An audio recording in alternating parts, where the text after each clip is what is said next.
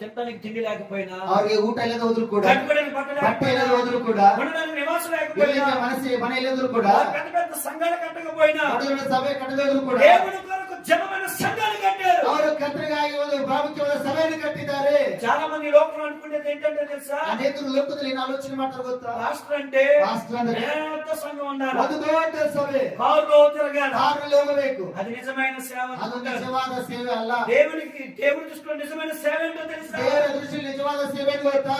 ఒంటరిగా ప్రయాసపడి ಒಬ್ಬನೇ ಪ್ರಯಾಸ ಪಟ್ಟು ఆత్మల కొరకు, ఆత్మల సంపాదన కొరకు త్యాగంగా మారి, ಆತ್ಮ ಸಂಪಾದನೆಗಾಗಿ ತ್ಯಾಗಮಯವಾಗಿ ఒక వ్యక్తి కొరకు కూడా ప్రయాసపడే సేవకులుగా ఉంటారు చూడండి. ಒಬ್ಬ ವ್ಯಕ್ತಿಗಾಗಿ ಪ್ರಯಾಸ ಮಾಡುವಂತ ಸೇವಕರು ಇರ್ತಾರಲ್ಲ, వారే నిజమైన ಅವರೇ సేవకులు. ನಿಜವಾದ ಸೇವಕರು, వారే గొప్ప సేవకులు, ಅವರೇ ದೊಡ್ಡ ಸೇವಕರು, వారే పెద్ద పాస్టర్.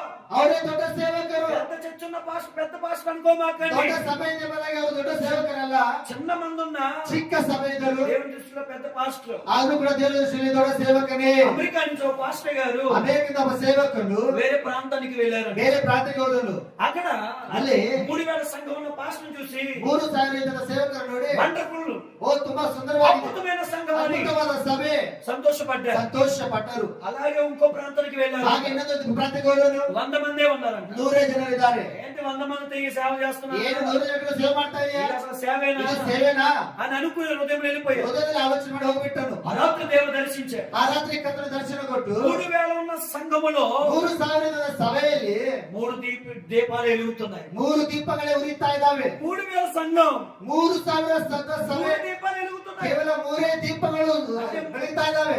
ముగ్గురు మాత్రమే ఎత్తబడే గుంపులు ఉన్నారు. ಅದರ ಅರ್ಥ ಅಂದ್ರೆ ಕೇವಲ 3 ಜನರು ಎತ್ತರಪಡುವ ಗುಂಪಿನಲ್ಲಿದ್ದಾರೆ. మిగతా జనం ಉಳಿದಂತ ಜನರು పొట్టే ಎಲ್ಲ ಹೊಟ್ಟೋದು.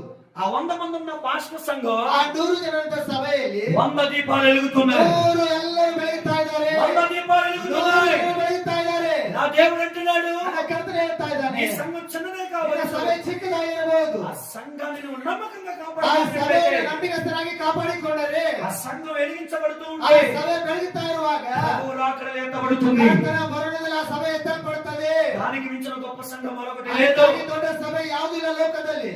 ఇప్పుడు ఏ సంఘం గొప్పది చెప్పండి దేవుని ಈಗ దృష్టిలో? ದೇವರ ದೃಷ್ಟಿಯಲ್ಲಿ ಯಾವ ಸಭೆ ಉನ್ನತವಾಗಿದೆ? ಈಗ ఆ దైవజనుడితో మాట్లాడాడు. ದೈವಸ್ಥರಿಗೆ ಮಾತನಾಡಿದನು. 3000 సంఘంలో 3 దీపాలు వెలిగాయి కదా. 3000 ಜನರ ಸಭೆಯಲ್ಲಿ ಕೇವಲ 3 ದೀಪಗಳು ಉರಿತಾ ಇದ್ದಾವಲ್ಲ, అక్కడేమో 100 మంది ఉన్న సంఘంలో 100 దీపాలు వెలిగాయి కదా. ಅಲ್ಲಿ 100 ಇದ್ದರೆ 100 ಜನ ಬೆಳಗ್ತಾ ಇದ್ದಾರಲ್ಲ, ఇప్పుడు ఏది గొప్పది చెప్పాను. ಈಗ ಯಾವುದು ಉತ್ತಮವಾದ ಹೇಳೆಂಬುದಾಗಿ సారీ లార్డ్, ಕರ್ತನಿಗೆ ಕ್ಷಮಿಸೆಂಬುದಾಗಿ, యెహోవాను క్షమించండి. ಕರ್ತನಿಗೆ ಕ್ಷಮಿಸು. నా హృదయంలో ನನ್ನ ಹೃದಯದಲ್ಲಿ ఇది గొప్పదనుకున్నాను, ನಾನು ಅನ್ಕೊಂಡಿದ್ದು ದೊಡ್ಡದು, కానీ ಆದರೆ నీ దృష్టిలో